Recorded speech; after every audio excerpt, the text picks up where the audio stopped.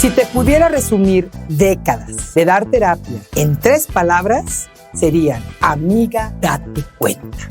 Al final, lo que más trabajo nos cuesta es asumir nuestra responsabilidad en el juego del amor. Te voy a explicar por qué te enamoras del que te hace daño, por qué te enganchas en peleas estúpidas, como las luchas de poder, y cómo salir del loop para cultivar la relación que realmente nutra tu alma y tu vida. Soy Aura Medina y te invito a mi podcast Shots de Realidad. Esta es una producción de Marta de Baile. Hablar en plata es hablar sin rodeos y con la verdad. Y es así como queremos abordar los retos y las maravillosas oportunidades con las que nos encontramos conforme quitamos hojas al calendario. Acompaña a Adriana Valladares en Hablando en Plata para descubrir cómo cuidar mejor mente, cuerpo y espíritu para vivir a plenitud esta etapa de la vida.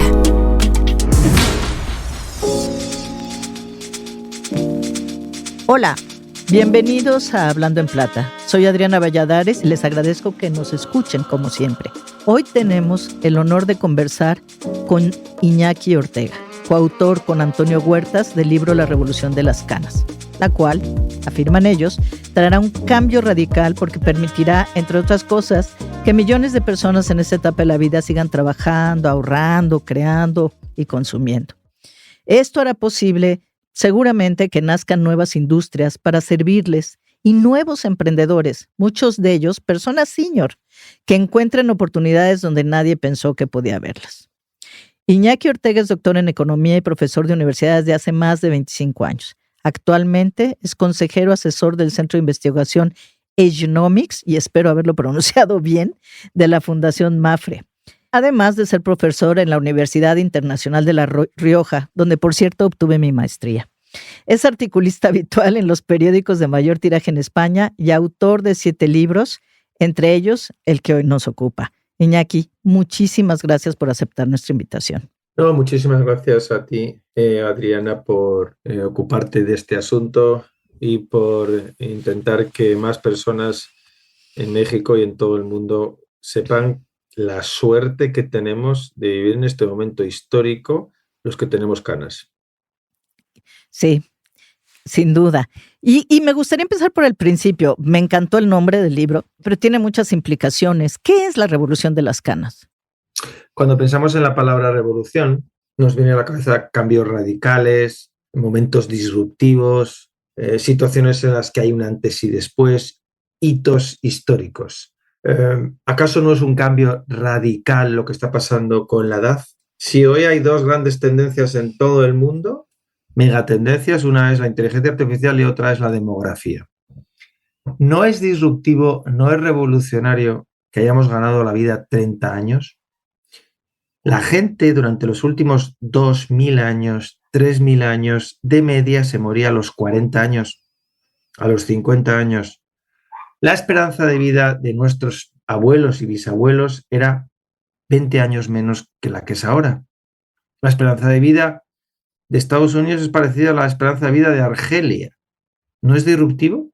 ¿No es revolucionario que tenga la misma esperanza de vida el país más próspero del planeta y un país emergente en África como es Argelia? ¿No es disruptivo, no es revolucionario poner a trabajar a millones de personas que hoy no están trabajando porque se les considera inhábiles?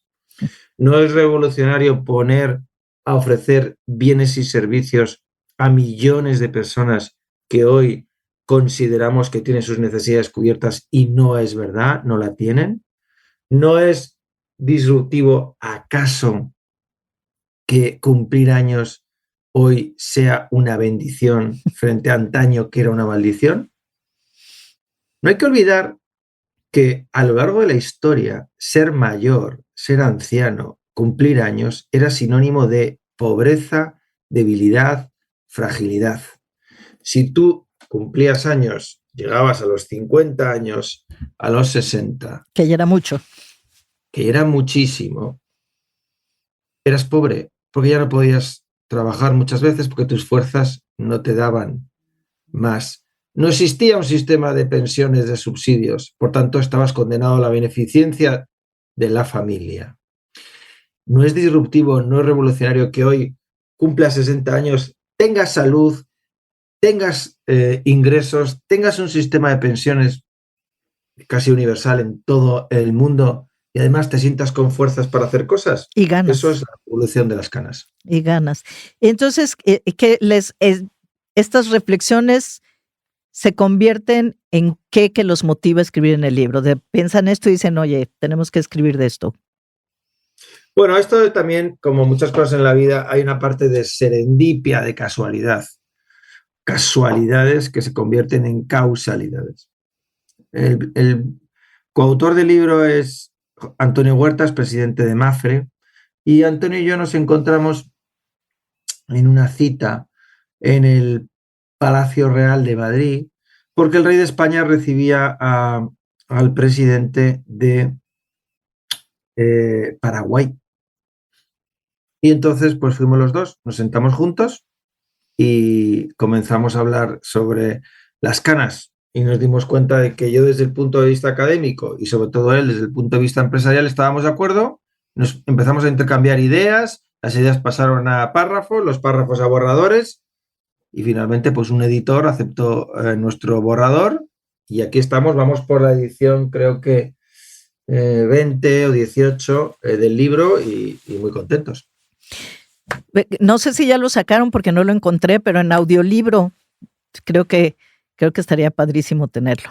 Estaría muy guay, dirían ustedes, tenerlo en audiolibro. No lo sé, la verdad creo que no lo tenemos, pero tomo nota para hablar con la editorial, que es la editorial Planeta, para ver si se anima a hacerlo en audiolibro. Efectivamente. En el libro hablan sobre la nueva longevidad. ¿Cómo defines este concepto? La nueva longevidad tiene que ver con la nueva vida que nos ha regalado el momento histórico en el que vivimos. Gracias a la tecnología, y no gracias precisamente a ChatGPT, sino gracias a las vacunas, que es tecnología. A la ciencia. A la ciencia, gracias a los impuestos, que permiten que haya calles asfaltadas y saneadas, que permiten que haya, ¿verdad?, hospitales, que permiten que haya higiene, que permiten que haya buena alimentación. Pues gracias a todos esos avances, hoy le hemos ganado a la vida 30 años. Y la nueva longevidad es que ser longevo antaño era un hito, pocos llegaban a mayores, pero dependías para llegar a mayor y sobrevivir de tu familia, de la providencia muchas veces, de la beneficencia. La nueva longevidad es que hoy podemos alcanzar edades importantes, también en el pasado se alcanzaban, pero pocos, pero hoy la alcanzan muchos y gracias a sus propios recursos, gracias a sus ingresos, es decir, no dependen de otros, de la beneficencia o de la providencia, digamos. Es una nueva longevidad porque se permite cumpleaños con salud, con ingresos y además con fuerzas para poder hacer otras muchas cosas. Es muy diferente una persona de 60 años de hoy que una persona de 60 años hace 60 años. Los 60 años de hoy, nos dice el Instituto Gerontológico japonés, que se parecen más por constantes vitales, por velocidad al andar, por agilidad en el pensamiento a los 40 años de hace un siglo. Sí, eso leía en tu libro que en realidad estamos en la mediana edad. Lo que hace mucho tiempo, no sé, tal vez en los 800 era la mediana edad y es donde estamos hablando. Una cosa que me gustó mucho y debo decir para quienes nos están oyendo, el libro es tremendamente interesante por los planteamientos, hace análisis desde por qué llegamos ahí, planteamientos económicos, planteamientos, yo diría que también sociales, pero además de todo, en mi opinión, en mi humilde opinión, está súper bien escrito. O sea, es súper agradable leerlo, es muy ameno, es muy amigable, no es un libro tan, no sé si llamarlo tan pesadamente académico, sino es un libro cuya lectura se disfruta muchísimo y de verdad los invito a checarlo cuando puedan. Y una de las cosas que me gustó de esto, que refleja un poco esto que les estoy diciendo, fue un planteamiento donde ustedes dicen que hay que ya empezar a llamar las cosas por su nombre. Número uno, porque esto es importante, y dos, si en este sentido hablas de la diferencia, o hablan ustedes de la diferencia entre longevidad y envejecimiento. Y hay una frase que me encantó porque creo que nos identificaremos muchos de los que estamos en esta generación, y corrígeme porque estoy segura que lo voy a decir más, pero tiene que ver que no vamos a ser más tiempo viejos, sino vamos a tener más años de juventud. No lo dije bien, pero yo estoy segura que ahorita... No, sí, lo has dicho muy bien. Es decir, no es que vayamos a ser viejos muchos más años, sino que vamos a ser jóvenes muchos más años. ¿Por qué? ¿Qué significa longevidad? Larga vida. ¿Qué significa envejecimiento? Bueno, pues cumplir años. El envejecimiento es algo asociado a la vida. Siempre cumples años, siempre cumples meses, siempre cumples días. Siempre eres más viejo. Pero desde que naces, que no se hagan ilusiones los jóvenes, ellos también envejecen. Pasar de 19 a 20 años es envejecer. Pasar de 20 a 30 es envejecer. ¿Qué pasa? ¿Que solo pensamos que es envejecer pasar de 50 a 60 o qué? No. Entonces, por tanto, es muy diferente larga vida que envejecer. Lo que aspiramos todos es a una larga vida, no a no envejecer, porque no envejecer sería antinatura. Es decir, si no envejeces, estás muerto. En cambio, aspiramos a larga vida. Y lo que podemos es tomar decisiones para aspirar a la larga vida. Y el libro habla de eso. ¿Qué decisiones podemos tomar para tener larga vida? Cuidarnos. Es evidente, cuidarnos. El cuerpo humano tiene memoria. Los excesos se pagan. Cuidarnos es envejecimiento activo. Pero en el envejecimiento activo hay otras derivadas que a veces no se cuentan y yo quiero contarlas. Uno, para una longevidad hace falta tener ingresos. Hace falta tener ingresos. Es algo que a veces no se cuenta y hay que ahorrar y hay que pensar en el futuro. ¿Y por qué no se piensa en el futuro? Porque como la vida históricamente se acababa pronto, pues no tienes por qué pensar en el futuro. Un sistema de pensiones como el alemán se instaura por Bismarck hace 100 y pico años. Sobrevivían 1 de cada 100 a los 65 años. Al retiro, 1 de cada 100. Hoy sobreviven 99 de cada 100. Es decir, antes podías tener pues, una probabilidad ínfima de ser mayor, pero es que hoy la probabilidad es absoluta de que vas a ser mayor. Por tanto, tienes que pensar en que vas a estar muchos años sin trabajar, viviendo de ahorros o de subsidios. Y tienes que tomar decisiones consecuentes.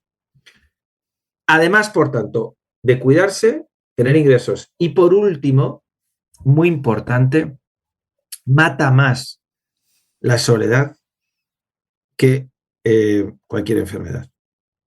Socializarte, vivir en comunidad, sentirte querido. Eso te hace cumplir años.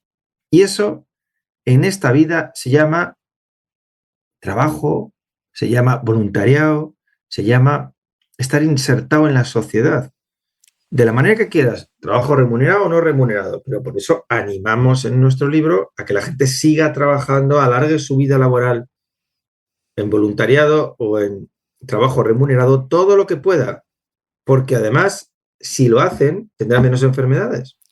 Porque hoy, gracias a Dios, los trabajos ya no son penosos, Adriana. Es decir, ya no estamos hablando, por supuesto, si alguien me dice, oye, mira, soy un minero en Chile.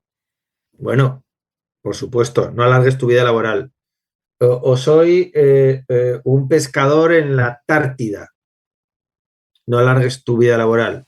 Pero si eres un periodista, si eres un oficinista, si eres un profesor, si eres un fontanero, si eres un electricista, si eres una cantante, si eres una pintora, si eres una científica, puedes alargar tu vida laboral.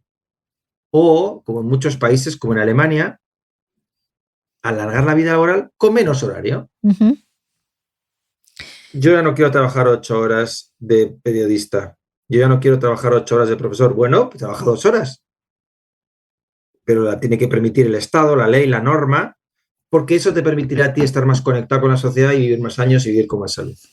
De hecho, hablas de la importancia en este sentido del propósito, ¿no? De cómo le das sentido a esta etapa. Y creo que incluso en los casos, como hablas de ciertos trabajos, como el minero en Chile, etcétera, pues pueden extender su vida laboral, nada más no en esa labor. De pronto pueden buscar otras cosas. Yo creo que mucha gente pivotea hacia otras actividades o encuentra. Estaba recién leyendo de una mujer que desde niña dijo que quería ser pintora y su familia le dijo que no, pues por las razones que ya sabemos, de eso no vas a vivir, qué sé yo, etcétera, etcétera, algo más sensato. Y a los, no me acuerdo, pero eran 80 años o algo así, se le presentó la oportunidad, pidió una beca, entró a estudiar y bueno, unos cuantos años después ha tenido su primera exposición en una galería, etcétera. Lo que quiero decir es que a veces nos encerramos en creer que tenemos que seguir por el carril en el que estamos y no necesariamente. Hay mucha gente que trabaja muy intensamente, pues se vuelca a la consultoría, etcétera, etcétera, etcétera. Entonces, simplemente no solo mantenerse activos, sino idealmente mantener un ingreso, creo que es lo que estás diciendo, y por sobre todo tener un propósito y una comunidad a la que pertenecer. ¿Es correcto? Así es. Claro que sí, sentirte útil. Hay un periodista que es Dan Butler que ha escrito Sí, las zonas el azules. famoso, ¿verdad? Las zonas azules, que también hay hasta ya pues series en Netflix. televisión, en plataformas, ¿no? Butler dice que las personas más mayores del planeta están en sitios donde tienen que hacer ejercicio todos los días, donde comen bien y donde viven en familia, se sienten respetados, tienen con quién hablar, socializan. Esa es la clave. O sea, esto está todo inventado, solo lo ponemos negro sobre blanco, ahora que vamos a tener que vivir muchos más años. Y qué suerte, ¿no? Porque ¿acaso alguien quiere vivir menos años? Claro, no, estoy contigo. El año pasado en mi cumpleaños me preguntó un chico muy joven, me dice, ¿y te gusta cumplir años? Le digo, pues mucho más que la otra opción. Sin duda, ¿no? Creo que se refería más al festejo, pero bueno. Pero estos cambios ya estamos hablando de la parte como personal, digamos, ¿no? De cómo lo hacemos y demás.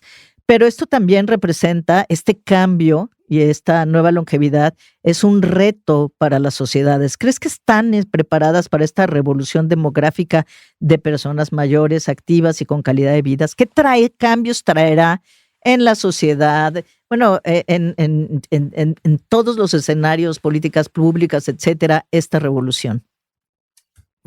Como todas las revoluciones serán antes y después.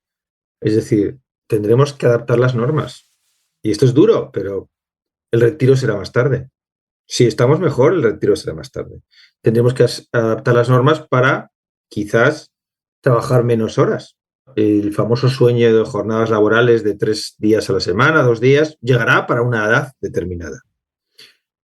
Tendremos que adaptar también los usos y costumbres para que las empresas tengan mayores. Y tendremos que incentivar para que las empresas tengan mayores.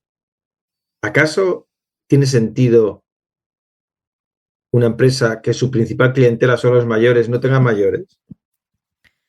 ¿Qué pasa? Que las aseguradoras, los bancos, la industria del ocio, la industria de los viajes, que su principal cliente son mayores de 50, no tienen ni un mayor en la oficina, en la plantilla, ¿no?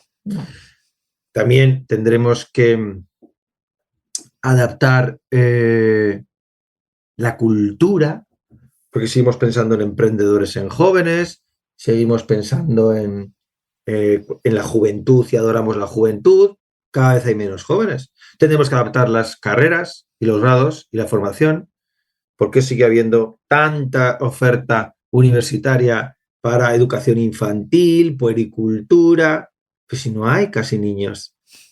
Sí. Yo vivo en un país y he nacido en una ciudad en la que hay más perros que niños.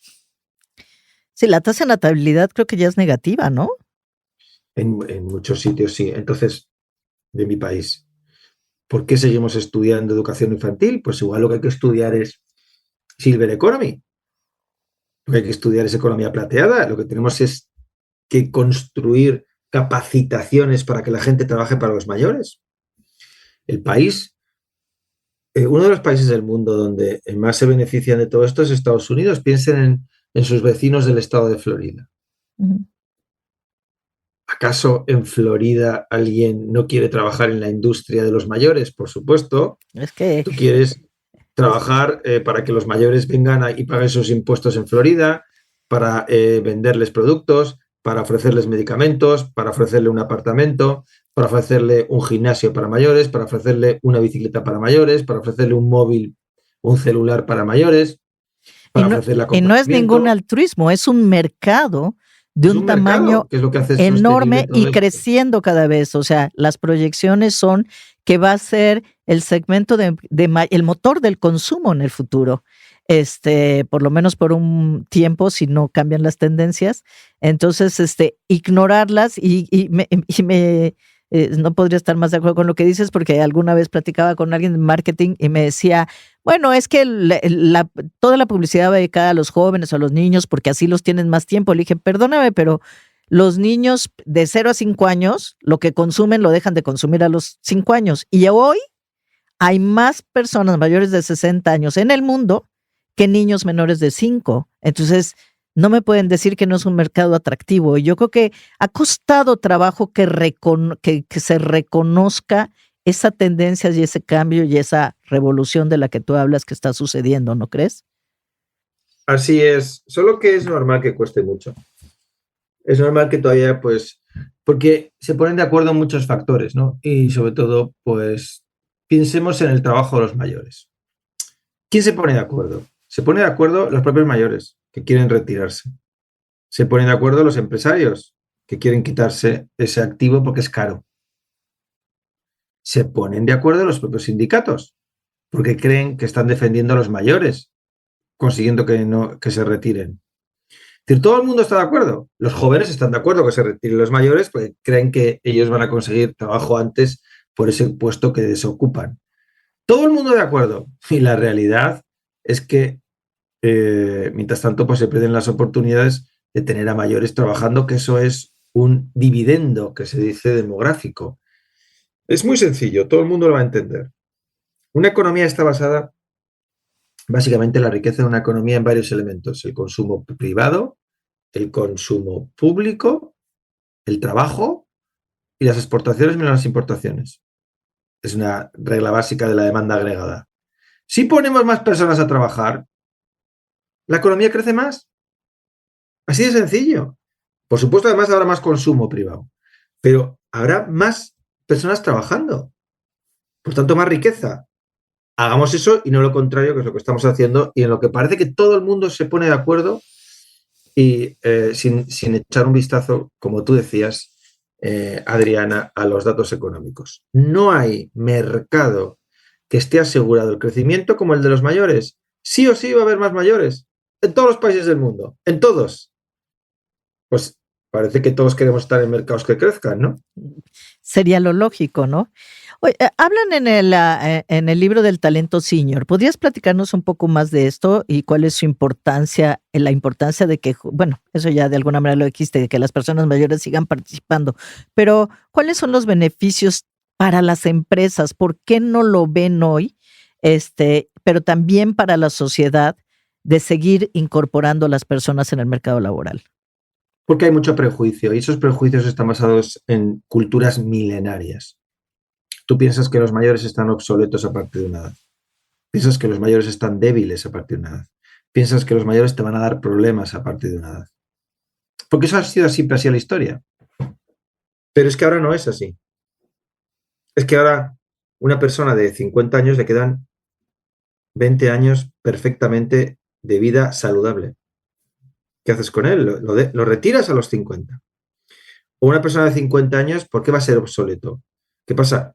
Que no estamos haciendo ahora mismo este podcast utilizando plataformas de videoconferencia. ¿Acaso ¿Está más al día una persona de 20 años que una de 50 hoy con los medios que hay? Mentira, mentira. Además, pues están cansados los mayores. No es verdad, está demostrado científicamente que no es verdad. Y en cambio, lo que no tienen en cuenta las empresas, y deberían tenerlo en cuenta, es que los mayores tienen más experiencia, son más resistentes, han pasado varias crisis. Imagínense en México, las crisis que ha pasado una persona de 50 años y no le asusta, por tanto, la enésima que venga por delante. Imagínate en el capital relacional, es decir, la capacidad de desarrollo de negocio que tiene un mayor no la tiene un joven. Además, la templanza, la tranquilidad, el esfuerzo, la fidelidad también en una compañía, que son virtudes que las compañías deben aprovechar, y para eso tienen que quitarse la venda de una cultura milenaria que a los mayores les ponía como ya como cansados, obsoletos, antiguos y problemáticos. ¿Qué podemos hacer para cambiar esa visión estereotipada de la madurez? Bueno, pues lo que tenemos que hacer es poner muchos referentes y que se vea en muchos referentes de los mayores. Ustedes han tenido un presidente del gobierno hasta hace muy poco. Uh-huh. Era una persona mayor. ¿Alguien cree que no estaba en sus cabales? ¿Alguien cree que no ha tenido energía durante estos años? Pero si no quieren que hablemos de política, que siempre es más problemático, ¿verdad? Hablemos de ciencia. Hablemos de médicos. ¿Quién prefiere usted que le opere? Adriana, ¿quién prefieres que te opere de una herida, una mancha en la cara? ¿Un dermatólogo que tiene 30 años de experiencia y que tiene 58 años? ¿O un dermatólogo que tiene un año de experiencia y tiene 28 años? Sí, por supuesto. Vamos en valor la experiencia. ¿Quién prefieres que gobierne tu compañía? ¿Quién prefieres que gestione tus ahorros? ¿Una persona con 25 años de experiencia o una persona con 2 años de experiencia? Hay que poner en valor todo eso, y eso se hace de una manera, de diferentes fórmulas, pero una es: vamos a poner referentes de mayores en la sociedad. Pero políticos, médicos, científicos, profesionales. Es decir, pongamos en valor esa experiencia, y justo lo contrario que está pasando ahora. Hemos hecho un estudio sobre la publicidad. Los mayores apenas salen en los anuncios, y cuando salen siempre en silla de ruedas o de negro. ¿No es verdad? No puede ser eso. No puede ser, ¿verdad? No es cierto. Ahora que hablabas, me quedé pensando en, está habiendo una transición o una transferencia de riqueza, le llaman, de los baby boomers que se están retirando y están pasando, sobre todo los de las empresas, están pasando sus riquezas a siguientes generaciones, y en muchos casos están saltando la que sigue y están yendo más jóvenes. Incluso aquí en México hemos visto algunos casos. Y eso me llama la atención porque incluso hay algunas tensiones, voy a llamar, en ese sentido. Entonces, ¿eso crees que puede afectar de alguna manera en esta visión el que empiecen a llegar estas generaciones a estas posiciones de poder? Y de verdad, lo pregunto desde la total ingenuidad, porque han estado Zuckerberg, que era un niño cuando empezó su negocio. Ha habido muchos de esos casos y siempre terminan trayendo a alguien de fuera, como Google, mayor, para que les ayude a manejar la empresa. Pero bueno, igual te lo pregunto si crees que eso puede tener alguna implicación. Yo creo que de una manera natural esto pasará. El problema es que habrá algunas industrias, países, empresarios que lo harán antes que otros, y los que lo hagan antes recibirán ese dividendo, ese bono demográfico. Es decir, que todo el mundo puede hacer lo que ha hecho Florida, pero solo lo ha hecho Florida. Es decir, si ya todo el mundo baja los impuestos para los mayores y les pone las mejores condiciones, pues y los mayores ya no se moverán de donde están. Se mueven porque hay uno que lo hizo el primero. Entonces, la clave es ser el primero. La clave es ser de los primeros.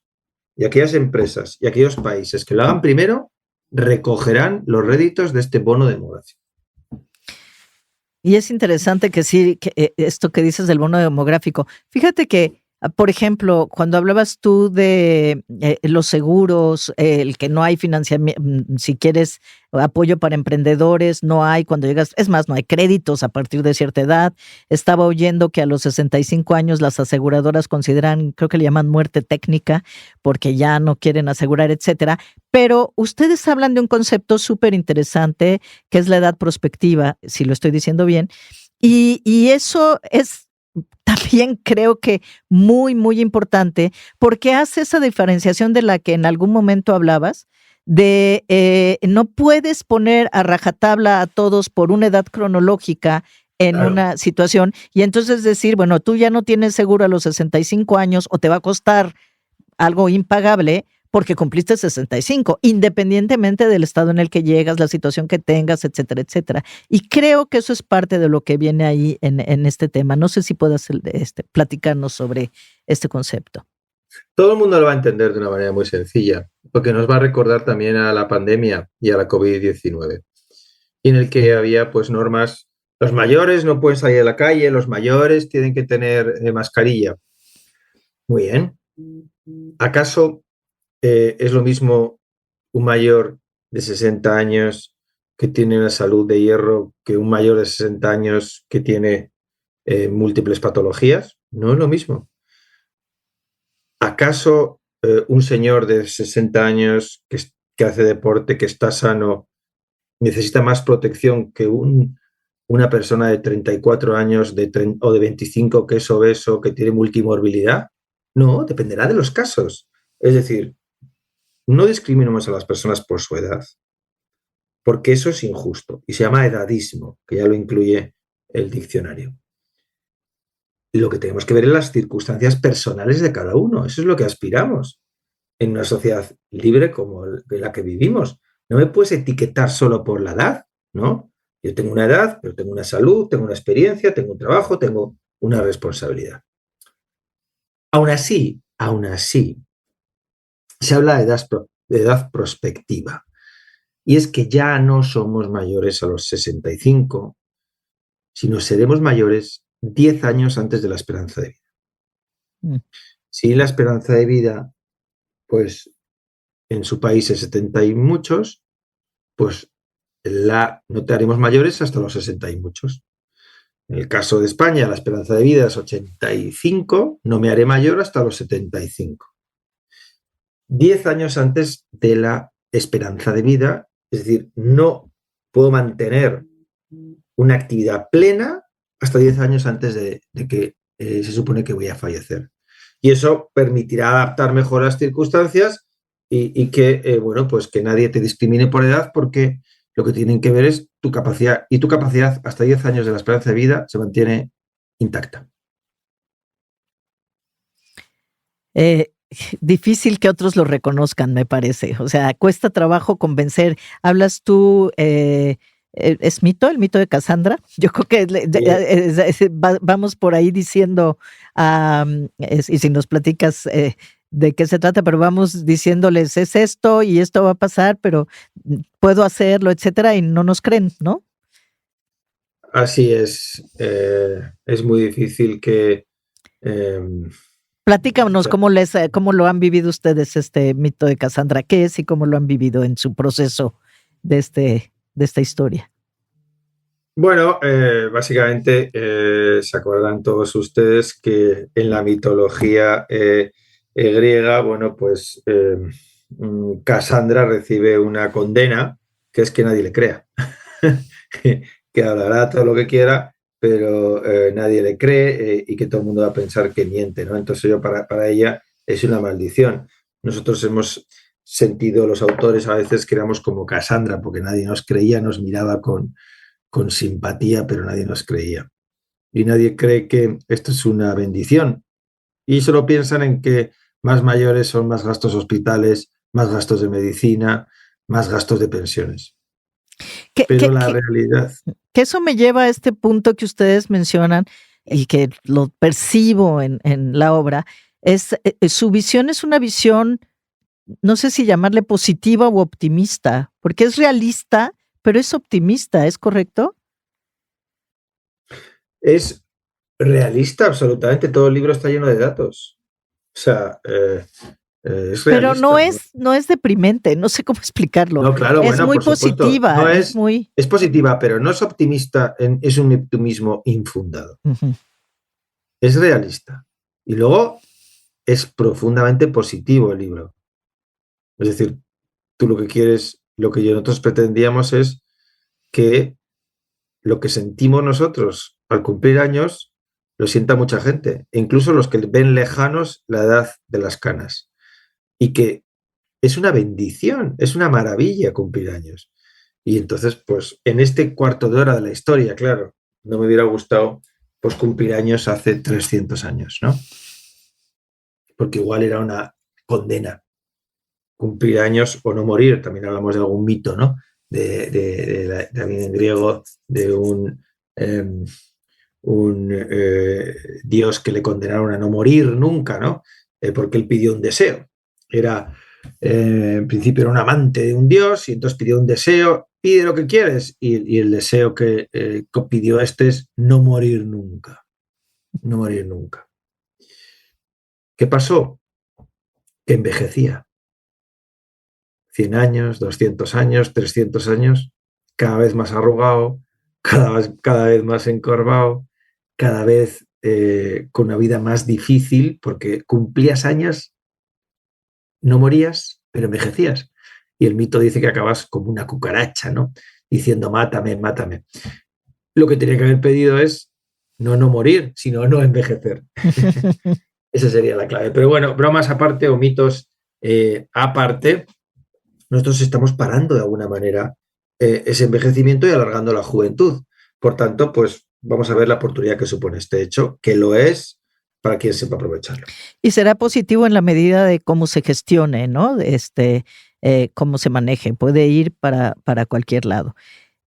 ¿Cómo podemos, desde tu punto de vista, abordar las desigualdades que existen en la calidad de vida entre las personas mayores de diferentes estratos socioeconómicos? Claro, esto es muy importante porque se habla también de la esperanza de vida por código postal. Es decir, en función de dónde vivas tienes una esperanza de vida. Si vives en un determinado barrio de la Ciudad de México, tienes más posibilidades de vivir más años que en otro. Lo sabemos, ¿verdad? Entonces, el reto es que esas diferencias se reduzcan. La buena noticia es que se han reducido ya. Si tú miras la esperanza de vida en todo México, da igual que el estado sea rico, pobre, todas superan los 70 años. Qué buena noticia, ¿no? Uh-huh. Si tú miras la esperanza de vida de los países de África, del norte de África, son la misma que Estados Unidos. Qué buena noticia. Unos están en vías de desarrollo, otros súper desarrollados. La buena noticia es que la demografía está reduciendo esas diferencias. Ahora el reto es que se diferencien aún más, ¿no? Y que no haya pues unas personas que tengan la cultura para el envejecimiento activo y vivan más, y hay otras que no tengan la cultura y desprecien ahorrar, desprecien cuidarse, desprecien todo eso y acaben viviendo menos o peor. Uh-huh. Cierto. ¿Cómo ves el futuro de la longevidad en el mundo? O sea, ¿qué tendencias o cambios esperas ver en los próximos 10 o 20 años? Hace poco leí un artículo, creo que de The Economist, que decía que ya se dijo que vamos a llegar a los 120. Digo, probablemente a mí ya no me toque, pero ¿qué va a pasar? Yo creo que esto efectivamente es muy atractivo pensar que los 120 años y tal, pero yo creo que el debate importante no es ese. Porque eso es ciencia ficción o es prospectiva. Lo que es una realidad es que la mitad de la población, por ejemplo, en España va a tener 50 años en nada. O más, 50 o más. La realidad es que una parte importante de la población, el 30% de los mexicanos, en muy pocos años tendrá más de 50 años. Esa es la realidad. Y es que la mayoría vamos a ser mayores. Eso es imparable. Si llegamos a 100, 120... se lo dejamos a los de la prospectiva. Los que miramos datos sabemos que inexorablemente la mayoría de la población va a ser mayor. Ya en España, la mayoría del censo político son los mayores de 50 años. Deciden las elecciones. Uh-huh. deciden qué empresas pueden ir bien y qué empresas pueden ir mal. Deciden qué televisiones pueden ir bien y pueden ir mal. Deciden qué radios pueden ir bien y pueden ir mal. Deciden qué gimnasios van a triunfar y cuáles no. Deciden qué destinos turísticos. Deciden qué bancos les va a ir bien o mal. Eso ya es una decisión. Los mayores son activistas, toman decisiones. Y eso es el futuro, es el presente, no hay que hacer prospectiva. Eso lo vamos a ver todos nosotros. También tú, Adriana. Cierto. No, ya lo estamos viendo. Estuve recién de viaje en Italia, está haciendo turismo, y me impactó que literal, más de 80% éramos personas mayores. En todos lados, ¿eh? Había algunas familias y demás. Yo no sé, puede ser la época, puede haber muchas razones, pero la verdad es que éramos total mayoría, ¿no? Entonces sí, creo que ya lo estamos viendo. Así es. Iñaki, ¿qué mensaje final te gustaría compartir con quienes nos escuchan? El mensaje es un mensaje de qué oportunidad tan importante para aquellos países que quieran convertir la economía de las canas, la economía plateada, en un elemento central para su desarrollo económico. Qué oportunidad para aquellos profesionales que quieran ver la economía de las canas como un elemento central de su desempeño. Qué oportunidad tan grande para aquellos que están pensando qué estudiar, qué trabajar, que vean la economía de las canas, la economía plateada como un mercado que no va a dejar de crecer. Por tanto, una grandísima oportunidad para el que quiera verlo. El que no, que se quede anclado en el pasado, pero perderá todo este bono demográfico. Creo que eso es una perla para cerrar y para agradecerte profundamente que tu tiempo, que nos compartieras parte, es apenas una parte de lo que tiene el libro. Los que les interese de verdad, acérquense porque está muy interesante y tiene otros también que todavía no abordo, pero que ya los tengo ahí en la lista, pero que se antojan enormemente interesantes. Entonces, mil gracias de nuevo por participar con nosotros, Iñaki, de verdad lo apreciamos y esperamos poner nuestro granito de arena para divulgar y crear esta conciencia y contribuir a esta revolución. Muchas gracias, Hablando en Plata, y a ti especialmente, Adriana Valladares. Un saludo. Sin duda, amigos, la longevidad está cambiando nuestra forma de vivir y entender el futuro, y cada vez más personas mayores se convierten en protagonistas de esta transformación, que, como hemos platicado, impactará todos los ámbitos. Con esto, llegamos al final de este episodio de Hablando en Plata. Les agradezco que nos hayan escuchado y, como siempre, los invito a visitar nuestra página, hablandoenplata.mx, y nuestras redes sociales, donde estaremos atentos a sus comentarios y sugerencias. Hasta la próxima.